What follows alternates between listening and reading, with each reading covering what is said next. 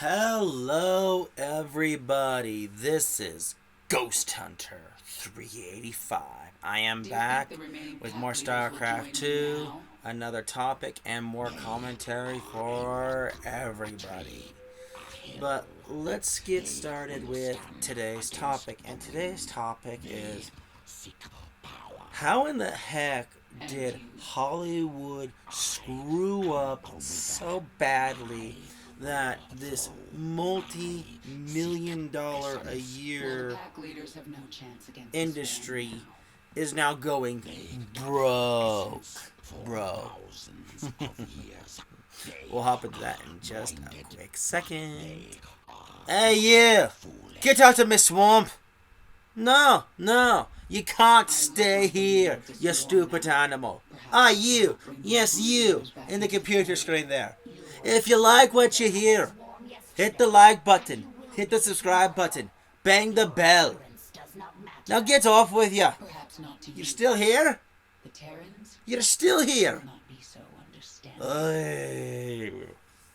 Then just be quiet and let me sleep. Ugh. Well, aside from my sense of humor, of course, let's get back on topic here. First off, how is Hollywood going broke? Well, one, it's going woke. First off there. Same thing goes for the writers, too. Then the fact that they're basically paying all of the actors who aren't A-listers chump change. And when I say they're paying them chump change, I do mean they are literally paying them chump change. Then, oh geez, we could go to the whole future is female thing. There's just so much to cover. You radiate so much power, more than the old Now, blades let's ever go to did. the whole woke part. First off, can anyone name a good woke movie? Tick tock, tick tock, tick tock. Oh wait, you can't because that's right. Most woke movies aren't that good, or they're just downright terrible. I mean, think of that all-female cast Ghostbusters movie. Yeah, that movie did so good, people hated it. Well, they didn't outright hate it, but they really hated the story, they hated the portrayal of the characters, and everything. I mean, one of the best reviews I ever heard was the fact that everyone was trying to copy... Oh, what was that? Bill Murray, that's it. They were all trying to copy Bill Murray's character from the original Ghostbusters. I mean, the only thing that I honestly could think of that would make the movies a little bit better, and I'm not talking great scale better, I'm talking just better in general. The only thing they could have done is if the old Ghostbusters showed up like they did in Ghostbusters Afterlife, and just instead of them coming to help, they come to help, but it's like, you know what, I'm getting too old for this. Here, daughter, take over for me, please.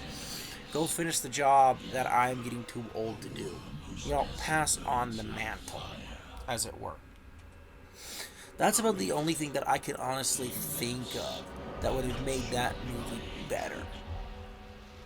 Now, the other movie I'm going to talk about here is The Birds of Prey and the Emancipation of the Fabulous Harley Quinn.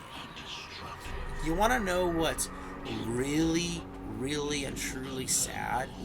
Is that The Birds of Prey, to me, were not the worst part of the movie.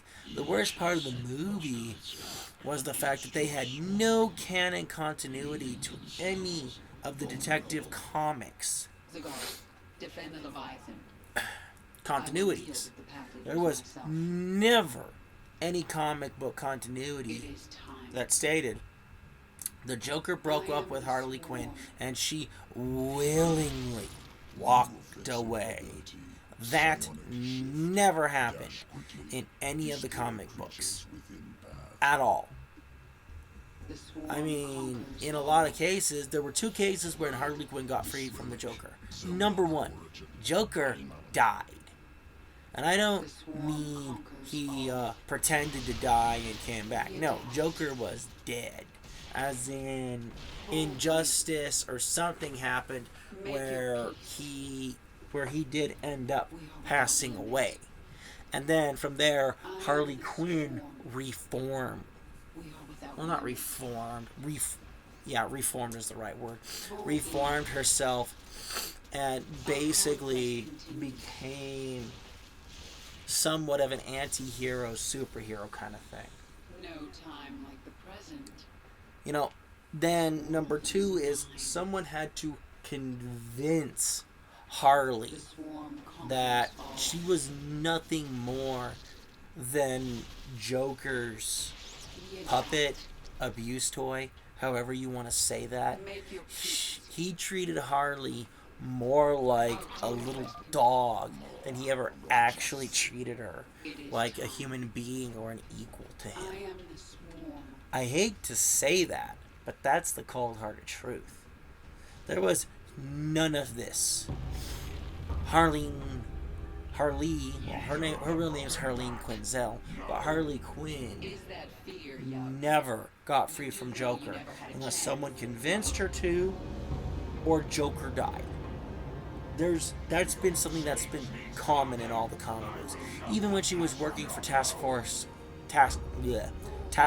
X, aka known as the Suicide Squad, she still had to be forced, or she had to break free from the Joker. No ands, ifs, or buts. Then from there, moving on to the next sub point here, is let's talk about how Hollywood pays people. Because unless you're an A-list celebrity, or you have the power to actually get behind it, you got paid chump change. You don't believe me? Think of Mighty Morphin Power Rangers, one of the most popular kid shows of the 90s. And guess what? They all got paid chump change. How many people here know that the actor who played Zordon, he was there on set one day filming all of the scenes for Zordon. They paid him $150.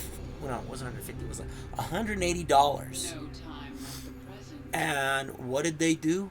They promptly drop-kicked him. Well, they didn't drop-kick him, but you get the point. Is he left the studio and never set foot on set until either Zeo or Turbo, basically. And that's kind of the point there, is that if you weren't an A-list actor, you don't get paid much. I mean, heck, even Austin St. John, what was her name? Triara Yang, and I'm trying to remember, what was his name? It wasn't Zach, that was his name in the show, but he was the original Black Ranger. All 3 of them got so sick of the fact that they had the #1 kids show in all of the United States, and they were getting pennies to the dollar for their work, and they literally walked off set because they weren't getting paid good enough for it. That's the really low part about that, is that they had the best kid show in the 90s. Now there were other competitors, yeah, but they were paid chump change. I mean, they even changed things around for the series, but that's not the point of this video.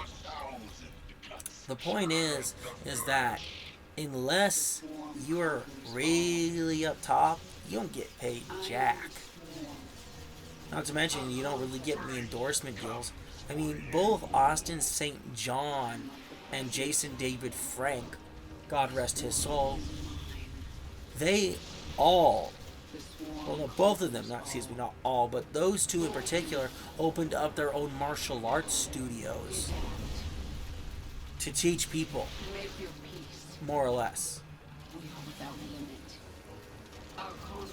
I mean, you feel me there for a second? They had to open up their own dojos dojo studio, however you want to call it. They had to open up their own dojos to teach people.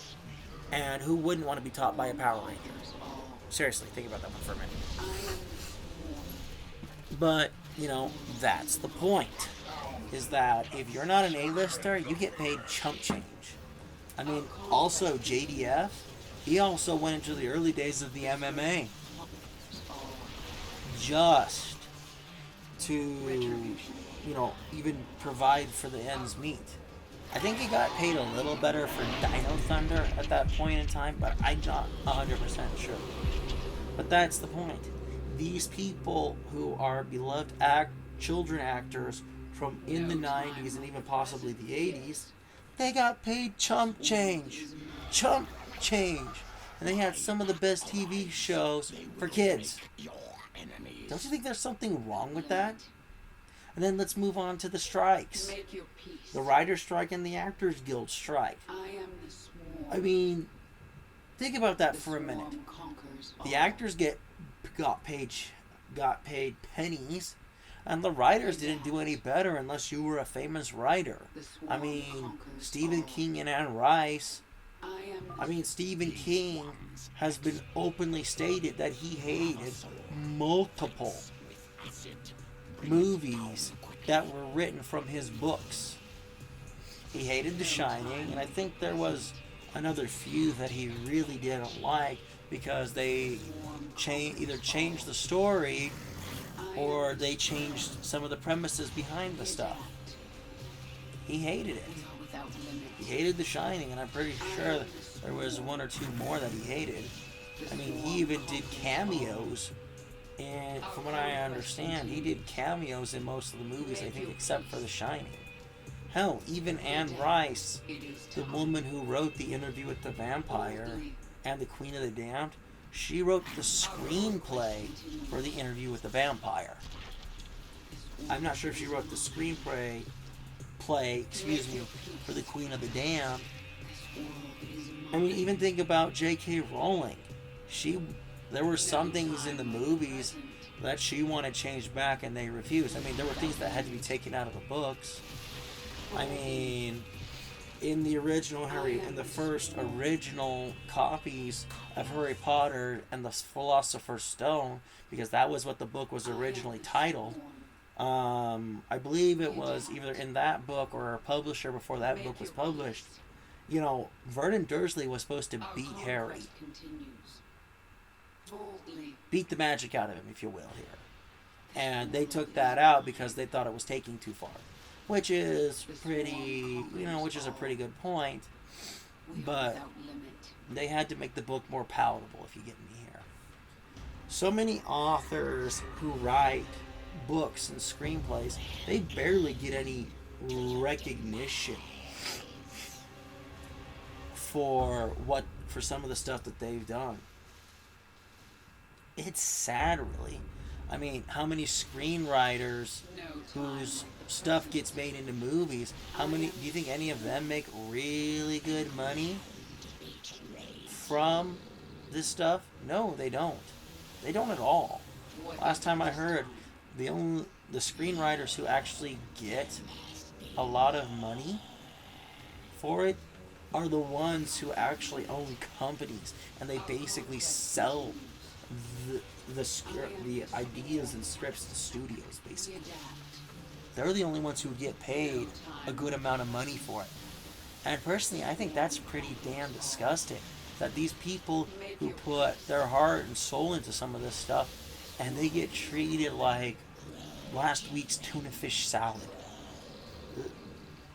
It just boggles the mind. These people are talented, yet they get nothing. And for people who will sit there and say, what about 50 Shades? Crappy fan fiction is still crappy fan fiction. The only reason why it got so popular was because it was that it basically applied to every woman's dream, every woman's power dream fantasy, if you will here. Rich, successful, multi-millionaire man swoops in, swoops you off your feet. He's all that in a bag of chips, has all that money, and guess what? You're his special girl. And he does all of those naughty things with you. Gag me. For Pete's sake. I mean, how many people know that that book was originally Twilight fan fiction? And it wasn't even good fan fiction, it was crappy fan fiction. Good lord. Think about that one for a minute. Then, that's that's the pay for both actors and writers. Then it's also the whole woke thing. I mean, even Jack Black was even part of the protest because, he's wrote movies before too, before he even started acting and stuff. And, it's sad really that he was even part of the protest, but he was. I mean, think about that for a minute. This guy is at least B-list, maybe A-list Hollywood actor. And to even get recognized for his own work, he had to go out and protest. Isn't that a bit disgusting to anybody here? And, then we could talk about the whole futurist female thing, what they're doing. It's cute that they're doing it. Sure, girl power. But here's the problem. Girl power does not make money. It makes money to a very selective group of people. And sure, you pay the reviewers like, this movie's awesome.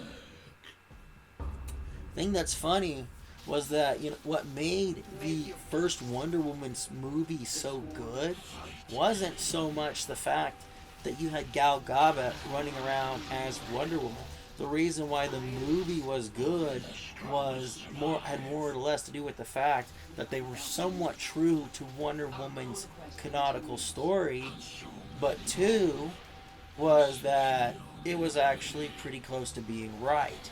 That part of the reason why Wonder Woman left Themyscira was to bring someone back to the world, and she found the world at war with itself. And as it turned out, Ares, even in the comic books, still had a role to play, and Diana, Princess of Themyscira, had to whoop the God of War's ass and push the war away. Sad, really, but it's the truth. And, I mean, for those who sit there and say, oh, Ghost Hunter, you're ragging on all these movies. I can sit here and rag on the 80s action movies that weren't as crappy, but the male leads, at least the male leads, some of them were decent actors, more or less. And they did their best with it. I mean, Sylvester Stallone wrote the screenplay for Rocky, and he then he had to fight to be the main actor, more or less, for it. That's how his career got started. I mean, I still remember watching Sigourney Weaver in the Aliens franchise. And Sigourney Weaver did a really good job with it. I'm not sitting here saying that women can't act or we can't do anything, but at least put the talent where it matches, for Pete's sake. But that's all I've got to say about this topic. Thank you for watching. This is Ghost Hunter 385, signing off.